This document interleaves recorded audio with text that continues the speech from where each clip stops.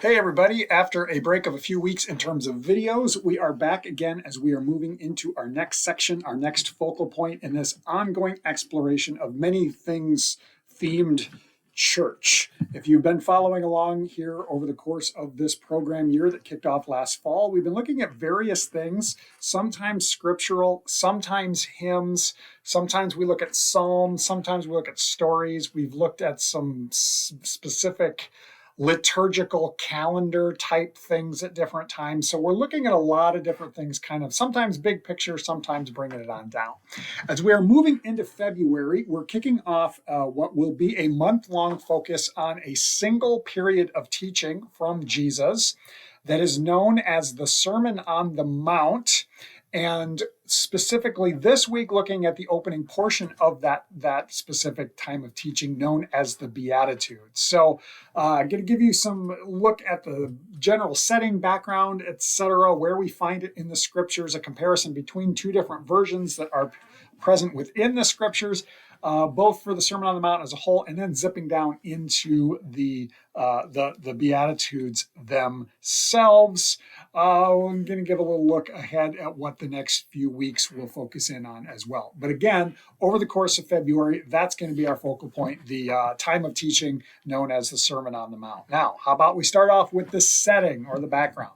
Sermon on the Mount is found in Matthew's Gospel, and it is 3 chapters long. It is Matthew chapter 5, chapter 6, and chapter 7. I already hinted at the fact that it's found in one other spot as well. The corresponding time of teaching is also found in Luke's Gospel, although it's dramatically shorter in Luke's Gospel. In Luke's Gospel, it is found in Luke chapter 6, about the closing 2/3 of the chapter. The opening portion of Luke chapter 6 is something a little bit different. More on that in just a second. But then the time of teaching, the time of the sermon, whatever we want to call it, is found in Luke chapter 6, verses 17 through 49. Now, slight side note to that, there are also hints of these various times of teachings scattered throughout Mark's gospel as well. We've talked about this before, that Matthew, Mark, and Luke, known as the synoptic gospels. Synoptic is a Latin word that means the same. So the similar gospels oftentimes will have aspects similar throughout all of them. Mark does have snippets of this, but not a single time of teaching like we see in Luke and in Matthew. So that's just kind of worth saying. Obviously, Matthew's version is longer, being 3 chapters long compared with about 2/3 of a chapter. But Luke's version contains many similar themes, many similar teachings, just that Jesus doesn't expound on them quite so much. The main difference, other than the length between the two versions, is the setting and also possibly the intended audience of Jesus. Now, in Matthew's version, Jesus has just been healing, and he's drawn great crowds together, which is very common throughout the Gospels. And so in order to be able to be seen and heard by all of the crowd, he goes up a mountainside, and there he preaches his sermon, hence Sermon on the Mount. Now, in Luke, kind of the opposite things happens. Jesus has been up a mountain. We hear that he's been there to pray. And also he has a following has begun to be around him, and we oftentimes think of this. And just before he gives this time of teaching, he actually names and calls together the 12 disciples. So Jesus has a bigger following than just the 12 disciples, but here in Luke's gospel, he actually calls the 12 that he wanted. That time of when the disciples are named in Matthew's version happens later, although the actual calling of them is smattering through. So again, some slight differences, but here in Luke's gospel, he starts up the mountain where he's praying and having solitude, and then he calls his 12 disciples together, and then he goes back down the mountain. We hear he goes to a level place, aka a plain, and there he offers the sermon. So in Luke's version, it's the Sermon on the Plain compared with the Sermon on the Mount in Matthew. In Matthew, he goes up the mountain to give the sermon. In Luke's gospel, he comes down the mountain to give the sermon. I just kind of chuckle at that. But the other thing that I wanted to point out is the apparent audience, a little bit different, but a little bit more ambiguous in Luke's version, because at the start of it, we hear that he's looking at the 12 disciples who he's just called together, and they seem to be the primary audience initially, but then at the end, or immediately after it's finished in chapter 7, verse 1, We hear that Jesus had finished his sayings in the hearing of the people. So maybe his intended audience was bigger. We don't know. Luke's a little bit more ambiguous. But that's some of the background between the two different versions of this larger sermon. Both versions, though, start the same way with a period, a shorter portion known as the Beatitudes. Now, this week, this video, your discussion group will be focusing in on that focal point, specifically Matthew's version, which is found in chapter 5, verses 1 through 2. If you're wondering, Luke's version of it is chapter 6, verses 20 through 26.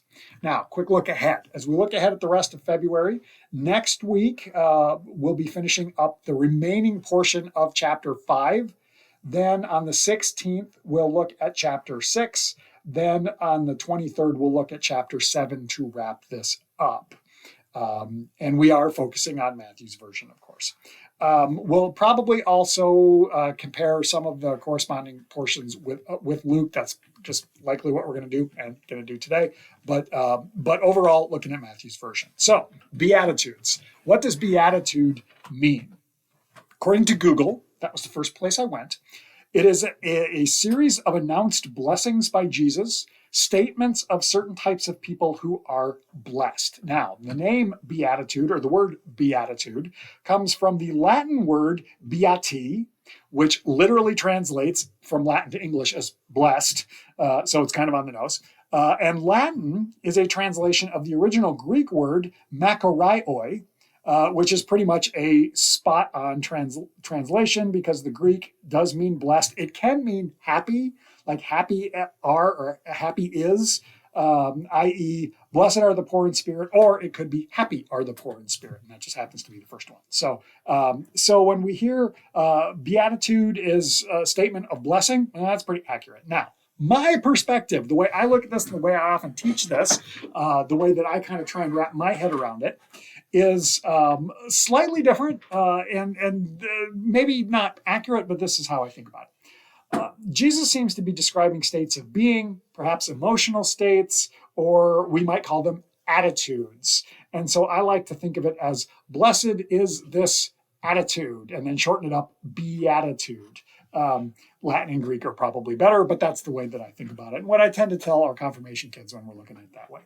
Now, that's the background of what the Beatitudes are. Let's zero in on it. If we look at each statement and the type of person that Jesus describes, or the state that Jesus describes, it may initially seem countercultural. Definitely doesn't seem to line up with what our society would thought to be called blessed.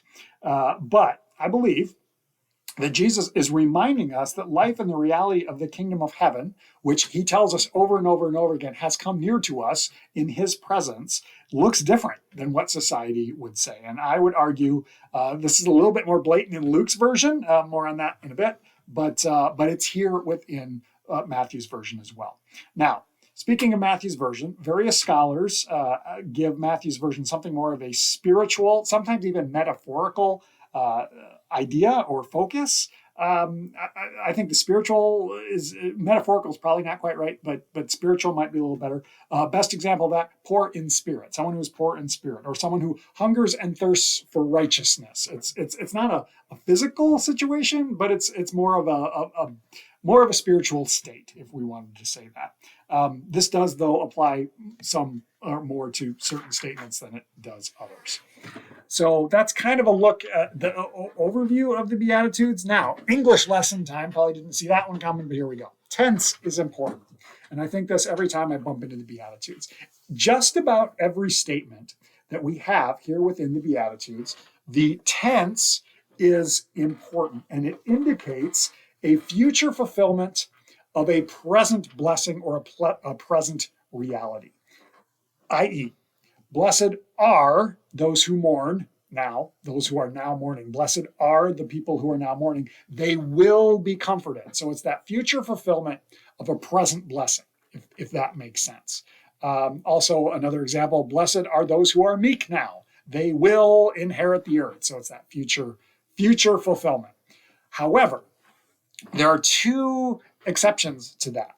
One It's actually the very first one. Blessed are the poor in spirit, for theirs is the kingdom of heaven. Present fulfillment because of the present reality. Jesus has come into the world and bringing with him the kingdom of heaven. The kingdom of heaven is here now. Therefore, the kingdom of heaven is already theirs. Present reality, present fulfillment of that promise. And then the other one, which I had never really picked up on until I started working on this, happens at the end.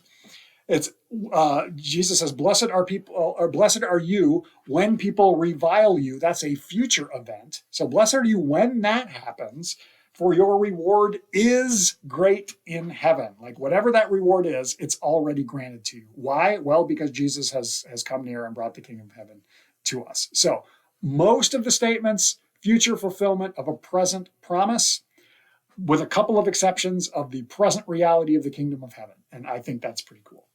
Now, real quick, comparison with Luke's version. Luke is obviously shorter. It has a list of 4 blessings compared to either 8 or 9, depending on your point of view, in Matthew's gospel. Luke is more literal. I mentioned before the spiritual thing of like the poor in spirit or those who hunger and thirst for righteousness in Matthew's version. In Luke's version, it's more literal. Blessed are the poor or blessed are the hungry. Now, the other big difference between Luke to Matthew is that Luke's version includes the flip side with a listing that I like to call the woes.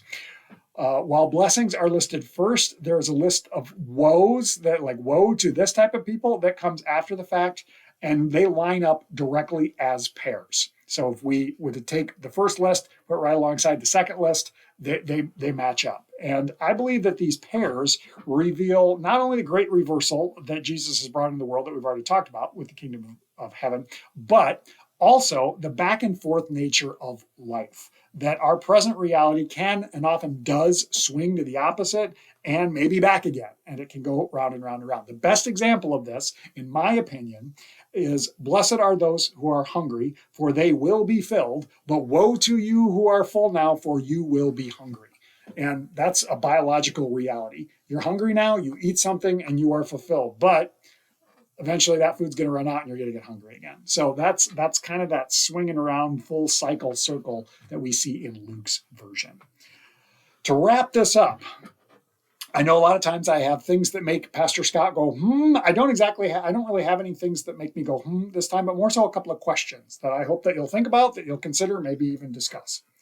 Why might Jesus choose to open this long sermon or period of teaching with these statements that seem to be so countercultural? The fact that it happens not once but twice within the different Gospels, and we see such a similarity there, indicates that that's how this event began. To have more than one version of it confirm that, even if the details are slightly different. So why might Jesus make that choice? Why might Jesus start this time of teaching with the Beatitudes? And then a second question, a follow-up. We don't know his motivation. Obviously, we don't know. All we can do is speculate. But what purpose might it serve given what is coming after? Now, that's perhaps a bit of a look ahead of what will come up in the next few weeks as we continue on through this. But those are some things that I'm thinking about, and I hope that you're thinking about them too. Hope that you have a great discussion. Enjoy this time with the Beatitudes as we are kicking off the Sermon on the Mount.